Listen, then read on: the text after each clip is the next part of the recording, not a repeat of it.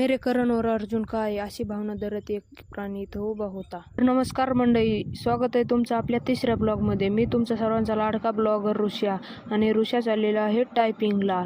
या पिशव्यात सुटकेसी कशाच्या आहेत कमेंट करून सांगा बरं. तेवढ्यात तर आपला स्टॉप आलाच. चप्पल काढून आता आलो लागलो टाईप करायला. आपला चालू आहे पहिला लेसन टायपिंग मधला. तेवढ्यात आपला मित्र सोहम आला. सोहम पण बसला टायपिंग करायला. 2 तास टायपिंगचा मुदत असल्यामुळे 2 तास झालेले आहेत आणि 2 तासात आपल्या भावानं 1000 शब्द टाईप केलेले आहेत. घरी चालूच होतं की तेवढ्यात आपल्या भावाचा फोन आला आणि तो म्हणला आपल्यासोबत चल रोहतवाडीला. तो लगेच आपल्याला गाडी घेऊन आला घ्यायला.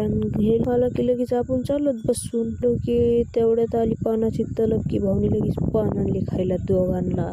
आलोत रोहतवाडीला आलोत की भाऊच्या घरी चालू होतं गेटचं काम. लगेच कपडे बदलले की भाऊन आम्ही लागलोत कामाला गेटच्या.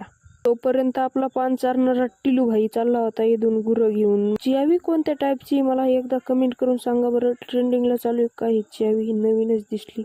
तर भेटू आपण पुढच्या ब्लॉगमध्ये. तोपर्यंत रामकृष्ण हरी. आपल्या चॅनलला सबस्क्राईब करा, आपल्याला सपोर्ट करा यार.